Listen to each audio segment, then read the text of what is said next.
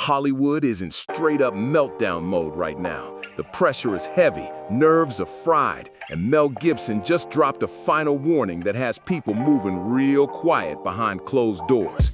What he pointed out about the Epstein files and powerful Hollywood figures isn't some random rumor. It's the kind of info that makes executives sweat and lawyers panic. This isn't hype, this is serious, and people need to hear it. Over the last few days, the internet has been flooded with shocking drops back to back. First, that Diddy documentary cracked open his inner circle and had everyone talking. Then, the Epstein files everyone's been waiting on finally surfaced. But here's where things take a dark turn. Mel Gibson's chilling warning about what's really going on behind closed doors in Hollywood. We're talking about uncomfortable connections between the Epstein files and the entertainment business that nobody wants discussed. Powerful elites aren't calm right now. They're scrambling, moving fast, and trying to shut things down before more details surface. And when you line this up with what people like Corey Feldman and Cat Williams have been warning about for years, the pattern starts looking real loud. So stay locked in because this gets intense fast. Let's rewind for a moment. Mel Gibson didn't just stumble into this. He's been calling out Hollywood since he was young in the industry. Back then, he saw things that didn't sit right, stuff that didn't match the glossy image sold to the public.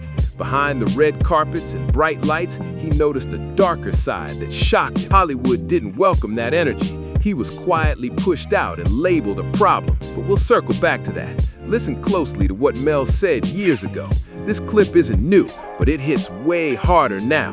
He described Hollywood as a strange place that doesn't take long to change people.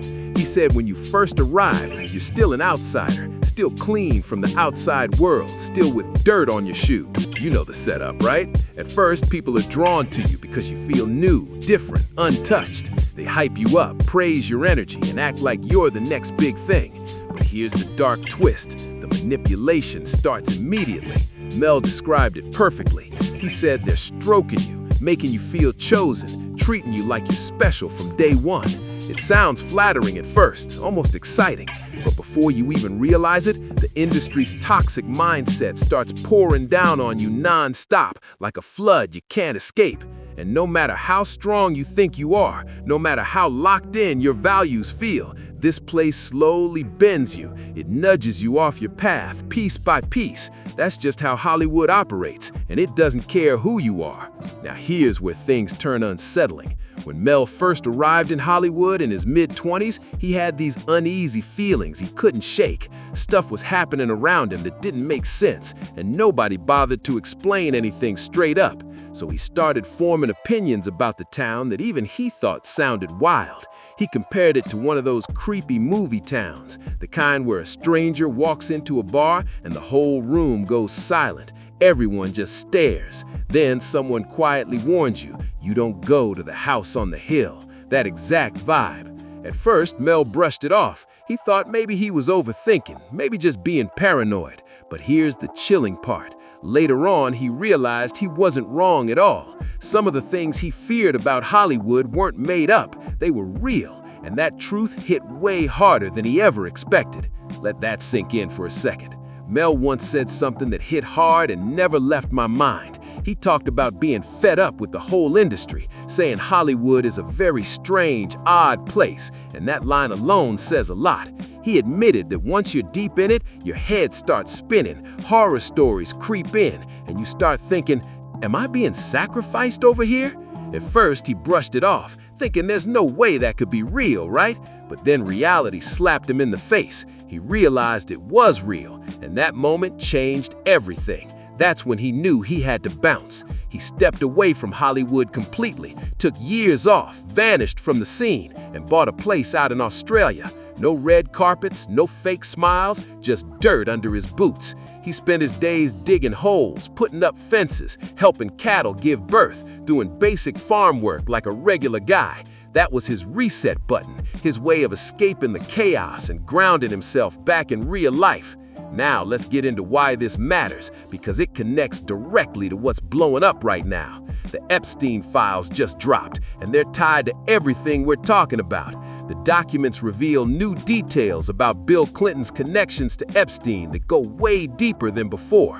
There are newly surfaced photos showing Clinton in a pool and hot tub with Epstein and Ghislaine Maxwell, just casually hanging out like old friends.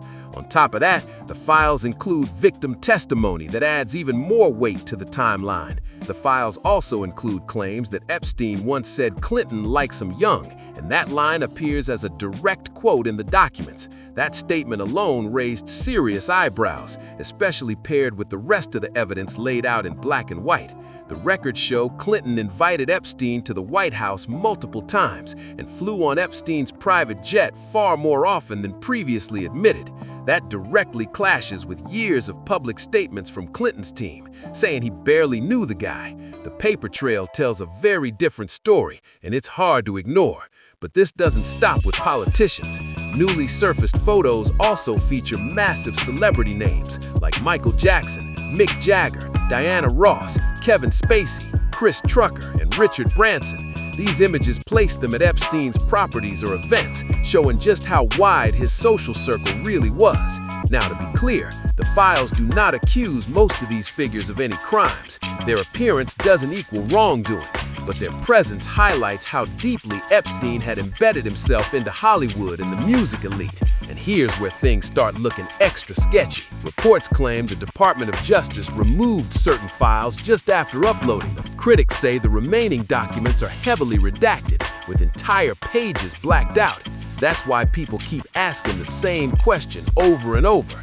What are they hiding, and who are they protecting? And this is where Mel Gibson's warning starts to hit different.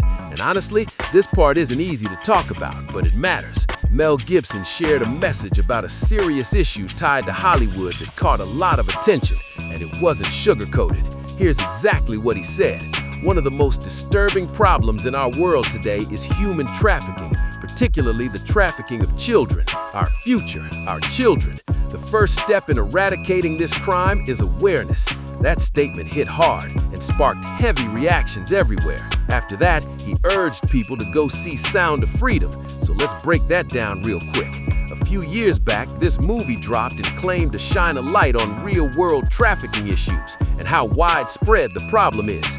Mel Gibson backed the movie publicly and gave it major support, pushing it into the spotlight. You'd think that's something every big platform would want to stand behind, right? Wrong.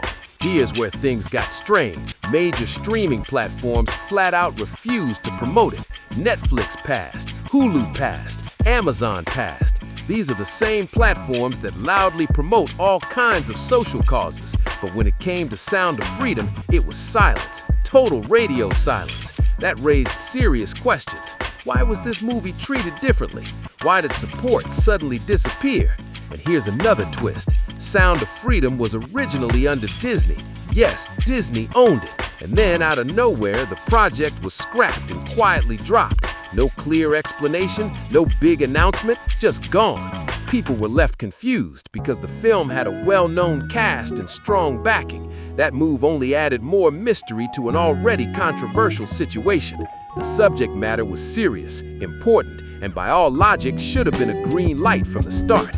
Everything about the project checked the boxes, yet Disney still shut it down. That's when rumors started flying that there was way more behind the sudden rejection than what the public was being told. Some people believe these platforms chose to look the other way, not because the topic didn't matter, but because it mattered too much. The idea is that pushing this issue to a global audience would make certain powerful people uncomfortable. And in that view, keeping things quiet benefits those at the top who don't want extra attention on uncomfortable subjects. Think about it from that angle. If you're protecting an image, influence, or control, the last thing you want is a major film shining a bright spotlight on something controversial. So what's the easiest move? You stop the movie before it can wake people up or spark bigger conversations. This is where people start talking about propaganda and Hollywood storytelling. Movies don't just entertain, they shape how people think and what topics get amplified. That's how some critics explain what they call rituals in the industry, symbolic moments meant to reinforce power dynamics. And this leads into the next layer of the discussion. Comedian Cat Williams and Joe Rogan had a conversation that caught a lot of attention about Hollywood humiliation rituals. When you hear what they said, certain puzzle pieces start lining up. Joe Rogan broke it down in a way that made people stop and really listen. Propaganda in Hollywood movies isn't accidental. It's baked right into the formula. The idea is that if you want to make movies about certain topics, you have to be willing to work with specific people behind the scenes. Some describe it as a quiet trade-off.